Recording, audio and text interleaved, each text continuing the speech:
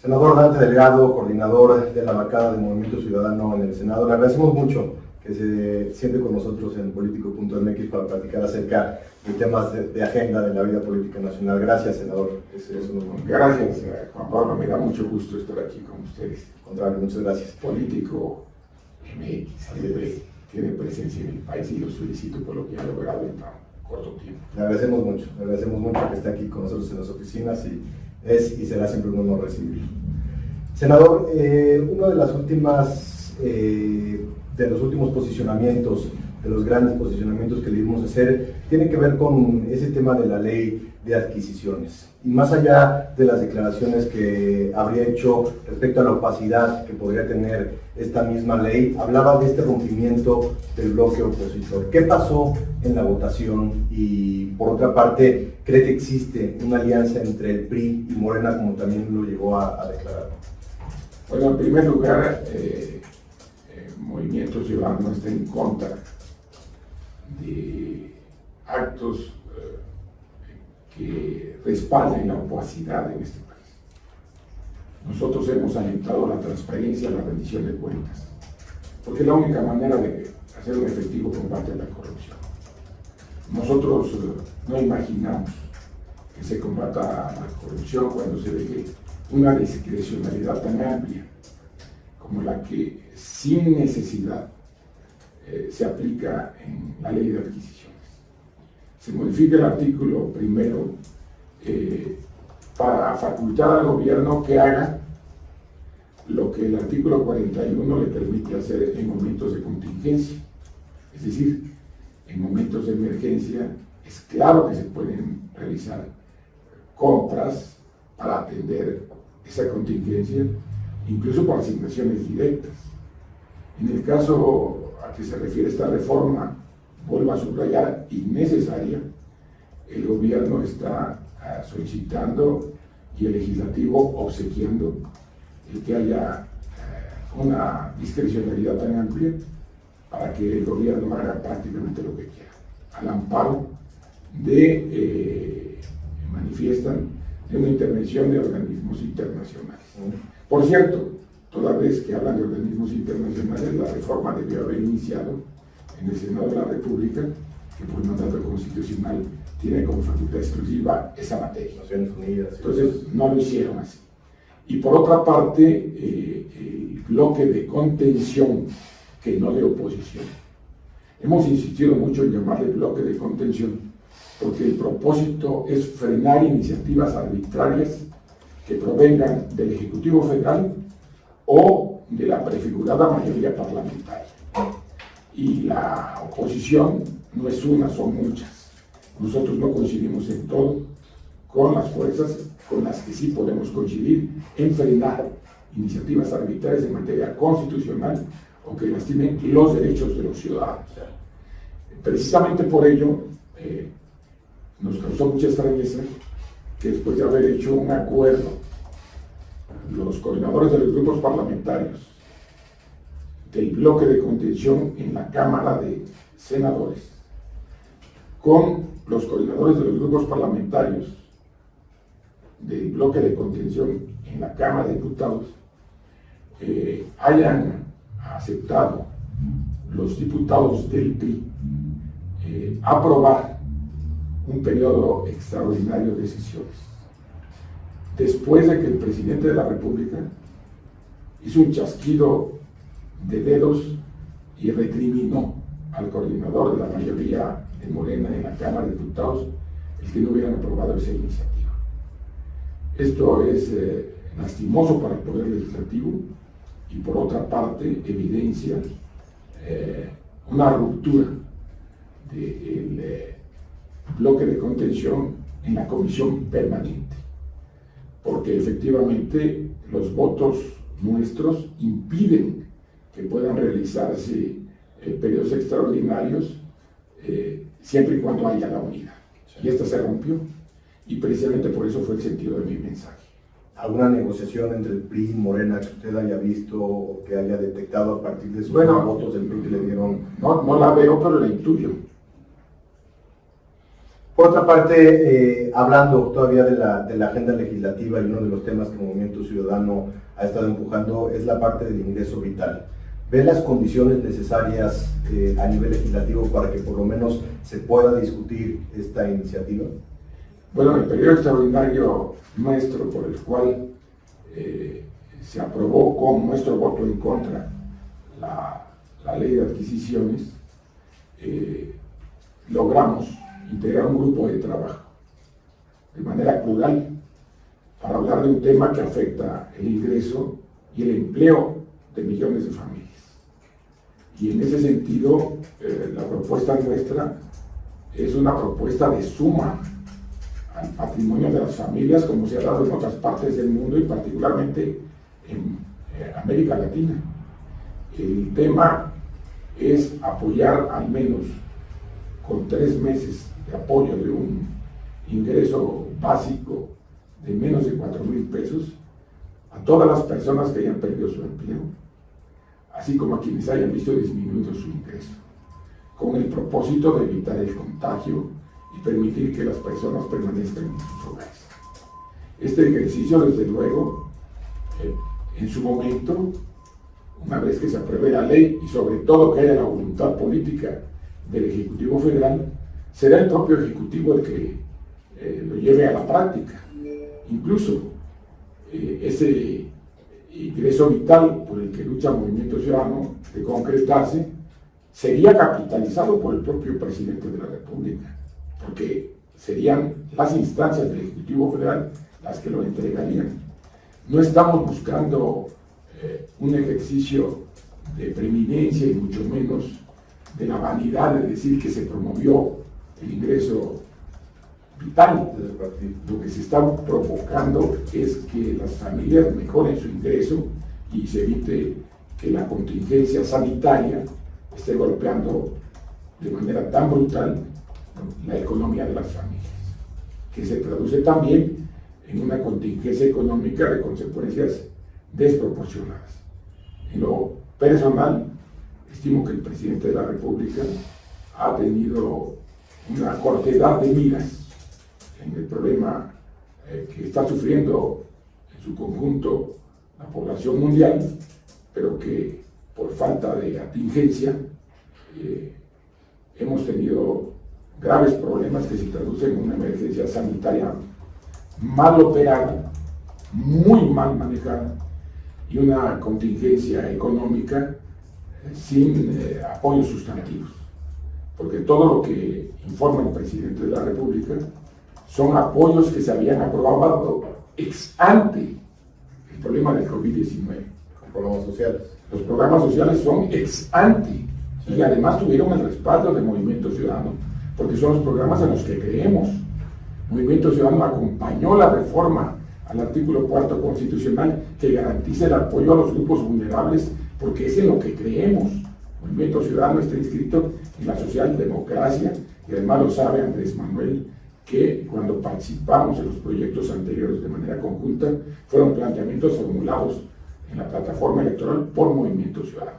Pero eso no quiere decir, ya lo decían las cartas, pero eso no quiere decir que en este momento está atendiendo como se debiera atender la contingencia. Y la viabilidad presupuestal de esta propuesta de el ingreso vital, ¿entonces vendría por parte del gobierno federal o por dónde lo están ustedes viendo? Es que no hay otra forma.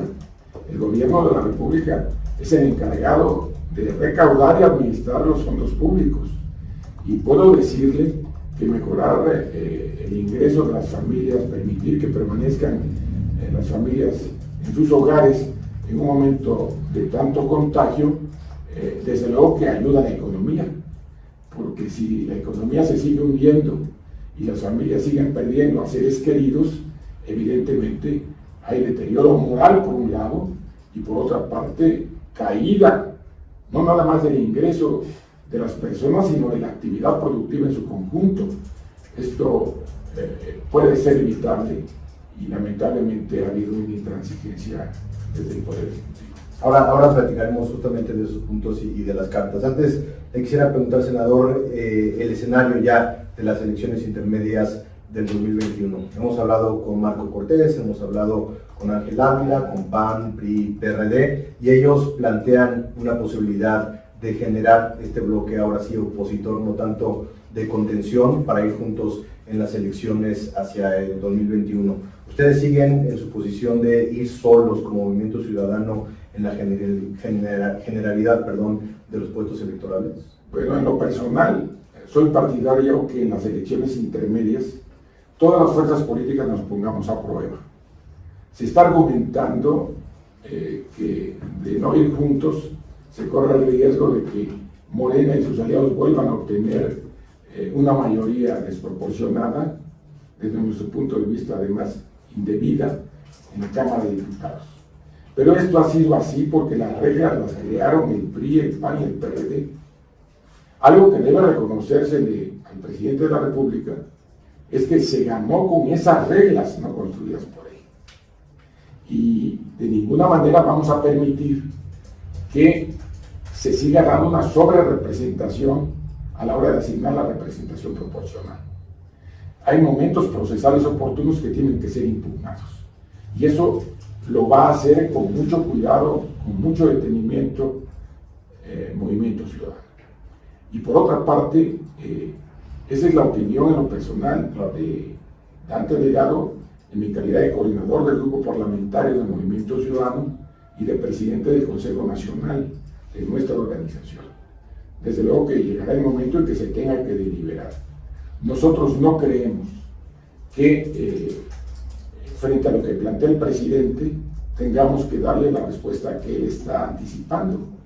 Recuerden que él ha dicho que debe haber dos posiciones, la de él y la de los otros. Y en ese sentido, él los califica, los que están con él dice que son liberales, y los que no están con él dicen que son conservadores. Él sabe que en Movimiento Ciudadano tenemos ideas más avanzadas que las suyas. Él frente a nosotros es conservador, pero además es tan conservador que utiliza los términos del siglo XIX, donde ve a liberales y conservadores. Él está diciendo conmigo o contra mí, y nosotros no estamos ni con él ni en contra de él, estamos a favor de México. Y desde luego que debe de construirse un nuevo ejercicio, un nuevo polo que lo confronte en el terreno de las ideas y de las acciones. Yo no estoy en la lógica en la que han caído otros, en la que para enfrentarlo a él tienes que estar en contra de él. Y además quiero llamar la atención de personalidades como usted y de quienes nos escuchan hoy y nos ven en sus hogares, porque cuando ha habido confrontaciones y divisiones de México, precisamente entre conservadores y liberales, recuerden que en el siglo XIX, en el 46, perdimos la mitad del territorio. Posteriormente, en esos conflictos, llegó a México Maximiliano de Habsburgo. Y más tarde, en los conflictos solamente entre la masonería, trajo como consecuencia una dictadura muy prolongada de Porfirio Díaz. Y de lo que se trata aquí es de que le vaya a México.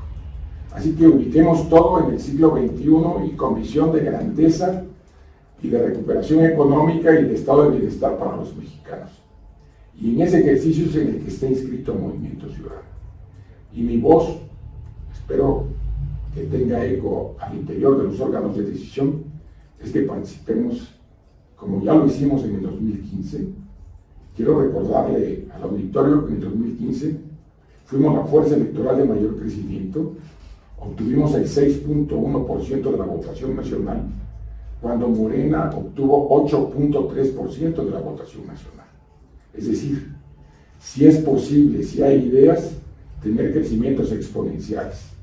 Y en ese sentido, Movimiento Ciudadano plantea, frente a la construcción de la suma de emblemas, que en lo personal denomino como un muégano, planteo la necesidad de construir un realineamiento de las fuerzas de la sociedad.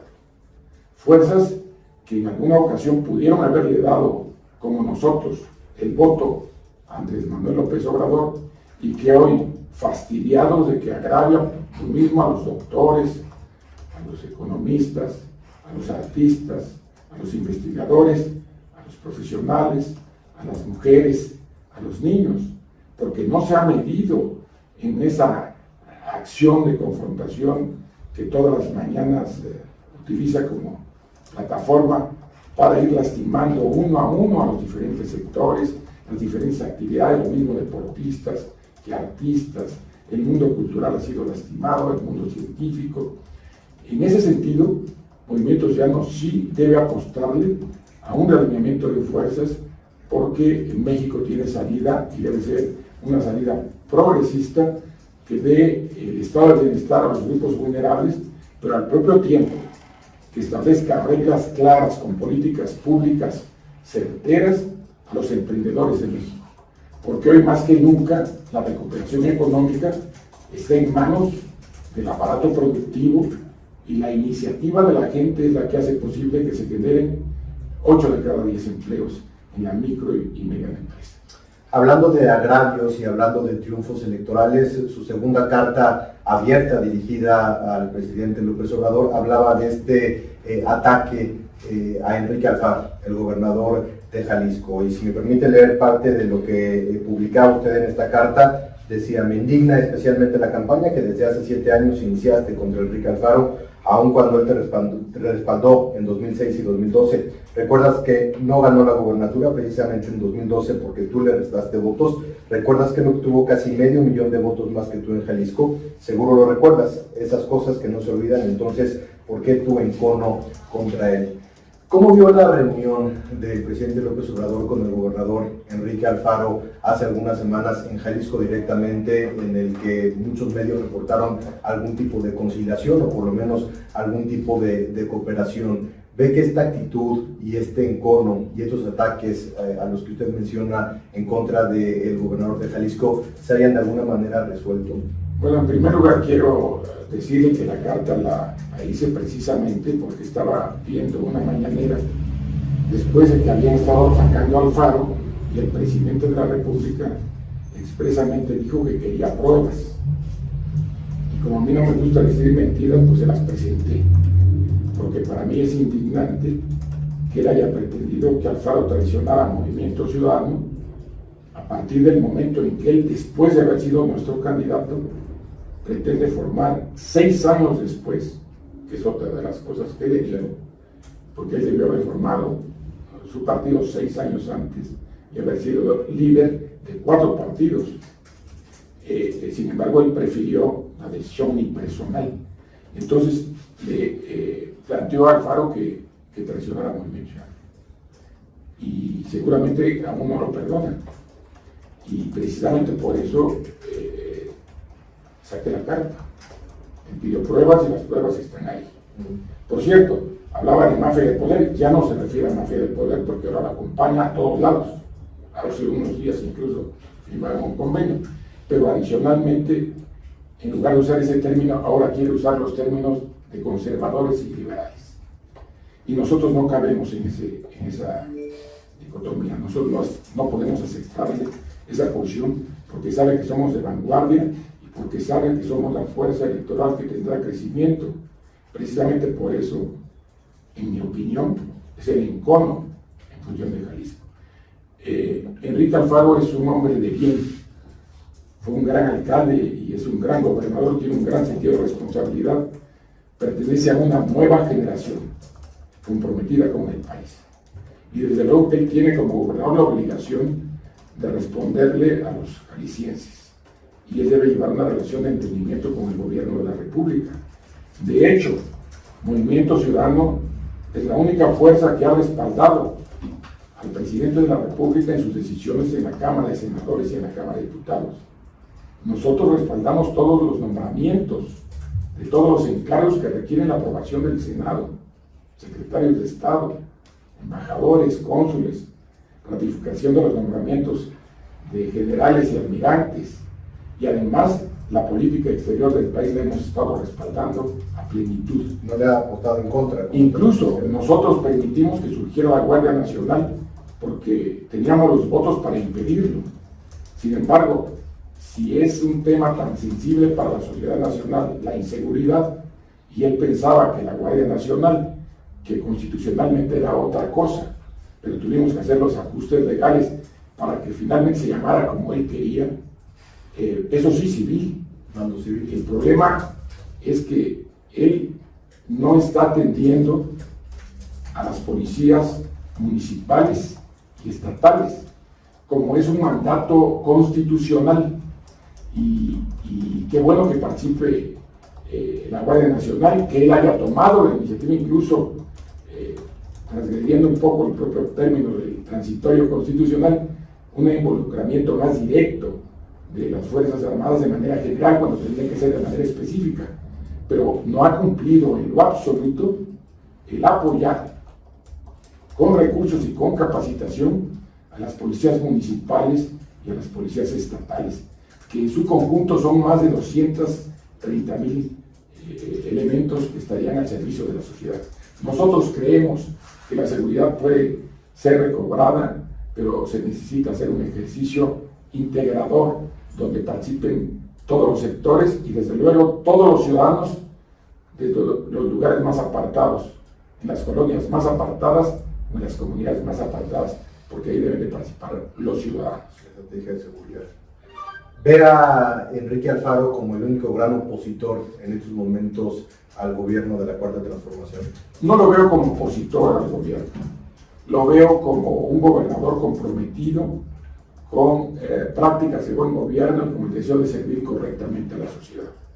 Lo que sucede de otra parte es que hay personas obsequiosas que están acostumbrados a viejas prácticas de un sistema disfuncional que lamentablemente, y por lo que se ve, el actual gobierno quiere revivir remontándolos a los años 60. Es decir, son verdaderas acciones regresivas.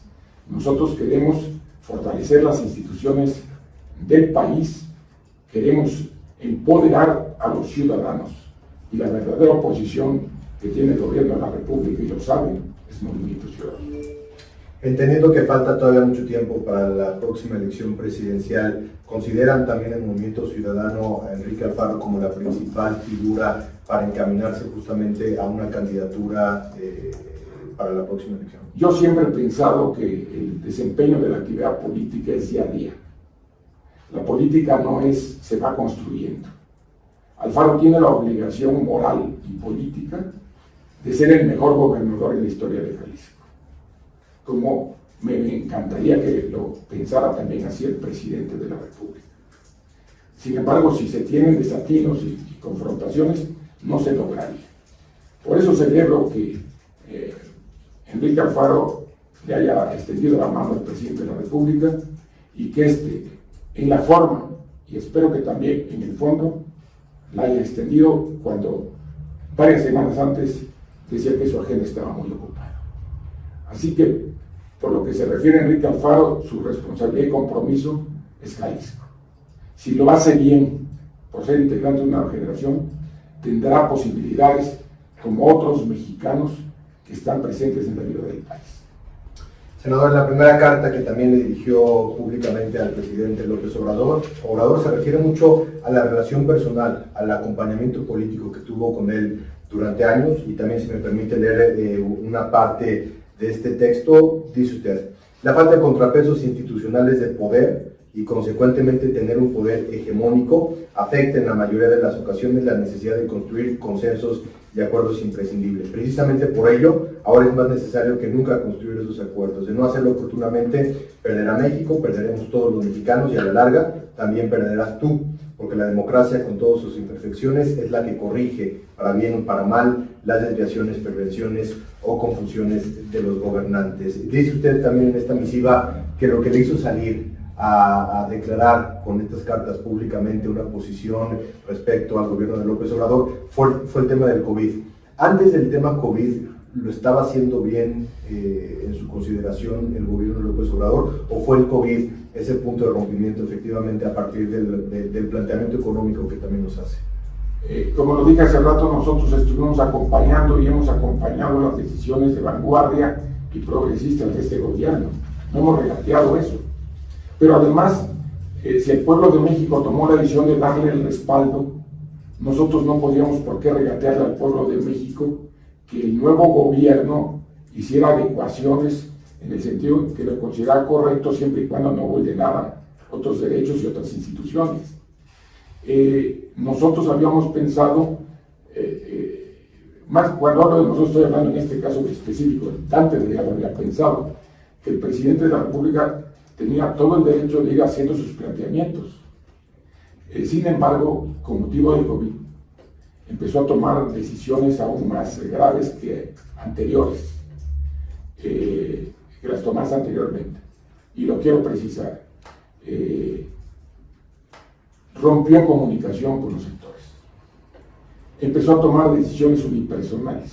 Por ejemplo, cuando nombra al doctor López-Gatell, vocero, porque ya es su colaborador como subsecretario de la Secretaría de Salud, él tenía la obligación constitucional de haber convocado la instalación del Consejo General de Salubridad, en donde hay diferentes instituciones que deben de participar en la toma de decisiones, y no lo hizo así.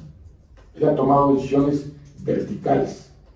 Le encanta la presidencia imperial, la de arriba para abajo, y precisamente esa fue la convocatoria que le hice, que la dejara de lado, que actuara como había actuado, y no lo digo en la carta, pero lo imaginé en ese momento, cuando fue jefe de gobierno, que hablaba con todos los sectores. Él debe hablar como presidente de la República con todos los sectores. Si ya tenía la mitad de la población que había votado por él, era el gran momento de construir un gran entendimiento por el país con la otra mitad y hacer que México saliera adelante empujado por todos.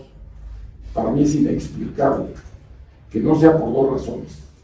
Porque le dieron la mayoría en el Congreso, por un lado, y por otra parte, por lo que significa la química cerebral cuando ganas. Por eso dice, ¿quieres conocer a un hombre? Invístelo de poder. Que al lado de sus colaboradores que no saben discrepar de él, pues seguramente lo han hecho entender que todo lo puede el presidente de la República. Y hoy los hechos están acreditando que no es así. Que él repite para convencerse a sí mismo que las cosas van bien, que está dominada la pandemia, que la economía se va a reponer, pero lamentablemente no es cierto. Sin embargo, la realidad toda lo ubica en su contexto. ¿Ve un intento autoritario en ese sentido de la Cuarta Transformación? No, bueno, le encanta la presidencia total y además lo dice en sus mañaneras. Lo ha dicho, este es un gobierno presidencialista, pero entiende presidencialista como unipersonal. Y el presidencialismo se genera en la vía democrática, en la construcción de consensos, para hablar con la pluralidad. Él, a diferencia de los diputados senadores que llegan por el partido, él llega en un cargo unipersonal por el apoyo de la mayoría para gobernar a todos los mexicanos, no a una parte de los mexicanos. ¿Piensa usted seguir publicando este tipo de posiciones y cartas a la opinión pública dirigidas al presidente? No lo tengo como norma porque incluso no lo creía. Había lanzado una y la segunda fue porque él retó. Lo que decía de Alfaro. Si el presidente llegara a hacer alguna implicación directa, estoy dispuesto a hacer las cartas que fueran necesarias. Se refirió también en redes sociales a esta misiva, esta carta de los intelectuales que están llamando a una gran alianza opositora. Ya lo decía usted también al principio de esta entrevista, no es para usted la manera en la cual se debe de enfrentar electoralmente, políticamente al gobierno de López Obrador, a Morena, a la Cuarta Transformación. Coincidimos en el diagnóstico, les puse, pero no en la solución. Definitivamente no coincido con el punto de vista de ellos. ¿Qué es esta forma de dividir entre liberales y es caer en el juego, es caer en el juego del presidente? Tan es así que el presidente inmediatamente se montó en esa carta para descalificarlos a todos, y muchos de ellos, la mayoría, yo puedo decir que la totalidad, son personas que tienen en lo personal mi respeto y la valoración positiva de la inmensa mayoría de los mexicanos por lo que han aportado al país en ideas y en trabajo. ¿Cómo tendría que enfrentar a nivel político entonces la sociedad a la que habla, que también ha agraviado el presidente López Obrador, los intelectuales, los deportistas, los empresarios, entendiendo que no pueden crear estos bloques opositores, estos bloques de contención a nivel legislativo? Al menos por parte nuestra, estamos ciertos de que es posible ganar en el terreno de la confrontación política de manera directa.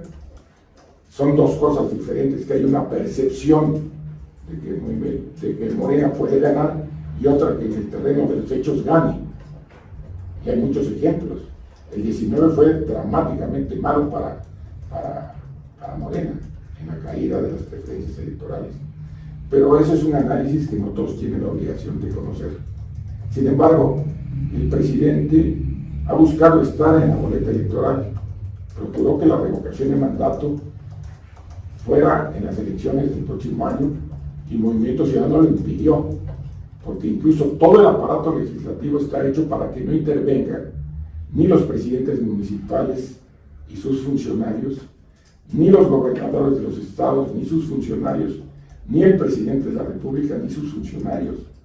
Sería ir contra natura permitir que el presidente de la República, cuando la ley se lo impide, estuviera solicitándole al pueblo votaran por él en revocación de mandato, que es otra mala interpretación del presidente. La revocación de mandato es un derecho de los ciudadanos, no de la autoridad. Los ciudadanos, cuando no lo están haciendo bien, se organizan para pedir, firmando el 3%, el que se retire la confianza al funcionario, que puede ser presidente de la República, gobernador o presidente municipal. Y el problema de Andrés Manuel López Obrador es que lo entiende como ratificación de mandato. Eso no es lo que dice la ley.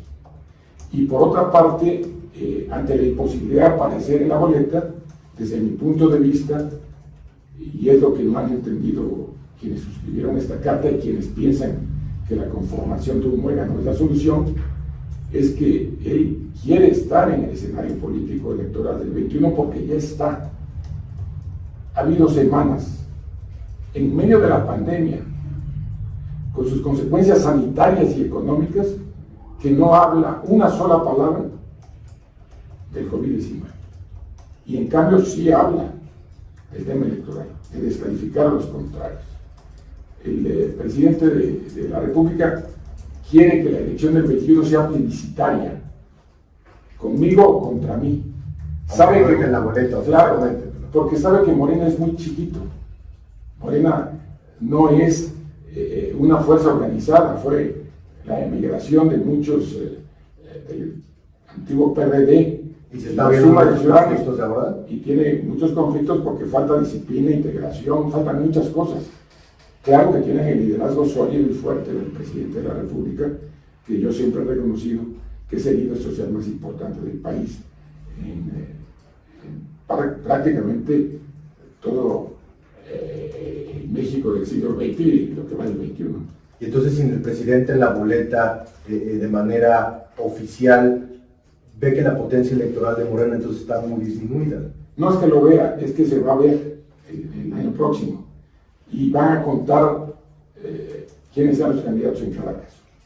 ¿Qué cálculos tienen ustedes en Movimiento Ciudadano para el 21 a nivel de Congreso y a nivel de gobernatura? Seremos la fuerza de mayor crecimiento electoral en el país y además vamos a ser, porque ya lo somos, la oposición más frontal al presidente de la República y a su grupo parlamentario en ambas cámaras.